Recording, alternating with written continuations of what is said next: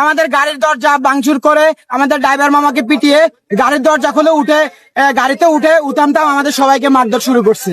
ওই সময় ওরা যখন আমাদেরকে মারধর করে ওই সময় প্রশাসন ওদের সামনেই ছিল, কিন্তু প্রশাসন আমাদেরকে কোনো সহযোগিতা করে নাই। তারা আমাদেরকে বলে আমরা ওনাদের সামনে ওদেরকে সরি বলে আমরা তারপর ওরা আমাদেরকে আসতে দিতে হবে। আসসালামু আলাইকুম।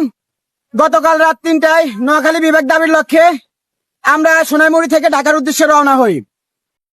আমরা আজকে সকাল 10টা থেকে প্রেস ক্লাবে আমরা সুস্থভাবে শান্তিভাবে আমাদের মানববন্ধন আমরা শেষ করে আমরা যখন নোয়াখালীর উদ্দেশ্যে রওনা হই, তখন আমরা কুমিল্লার আসার পথে পদুয়া বিশ্ব রোডে ফ্লাইওভারের নিচে হুট করে একদল উচ্ছৃঙ্খল পোলাপান এসে আমাদের গাড়িটা আটকায় দেয়। বলে আমরা নাকি ঢাকা থেকে আসছি। আমরা বলছি হ্যাঁ, আমরা নোয়াখালী বিভাগ দাবিতে ঢাকা গেছি, আমরা ঢাকা থেকে আসছি। এরপর ওরা আমাদের গাড়ির দরজা ভাঙচুর করে আমাদের ড্রাইভার মামাকে পিটিয়ে গাড়ির দরজা খুলে গাড়িতে উঠামতাম আমাদের সবাইকে মারধর শুরু করছে। আমাদের কয়েকজন স্বেচ্ছাসেবী এবং কয়েকজন বাইকে ওরা মেরে আহত করছে। কুমিল্লাবাসী। এরপর আমাদের ব্যানার নিয়ে গিয়ে ওরা আমাদের ব্যানারের উপরে অনেক আমাদের ব্যানারের উপর লাথি মারছে ওরা। এরপরে আমরা যখন লাইভে যাই, এরপরে পরবর্তীতে ওরা আবার গাড়িতে উঠে আমাদেরকে আবার নেক্সট মারধর করে। প্রশাসন ওই সময় ওরা যখন আমাদেরকে মারধর করে ওই সময় প্রশাসন ওদের সামনেই ছিল, কিন্তু প্রশাসন আমাদেরকে কোনো সহযোগিতা করে নাই। নোয়াখালী থেকে আমাদের আহ্বায়ক কমিটি যখন ওনাদেরকে কল দেয়, তখন ওনারা কেউ কল দেয় নাই, ওরা ব্যর্থ হয়েছে।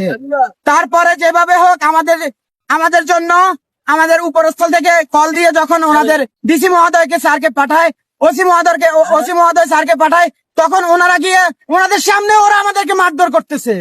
ওরা আমাদের গাড়ির ঢুকে তারপরে ওনাদের সামনে আমাদের মারধর করতেছে। এরপরে ওনারা আমাদেরকে বলে আমরা ওনাদের সামনে ওদেরকে সরি বলে আমরা তারপর ওরা আমাদেরকে আসতে দিতে হবে। কিন্তু আমরা বলছি ভাই, আমরা নোয়াখালীর ছেলে, আমরা বিবেক দাবি আন্দোলনে গিয়েছি, আমরা কখনো অন্যায়ের পিছু নেই নাই। ওরা যখন আমাদের সাথে মারধর করে তখন আমরা ওদের গায়ে রিটার্ন হাত দিই নাই, কারণ আমরা একটা যৌক্তিক আন্দোলনে গিয়েছি। নোয়াখালী মানুষ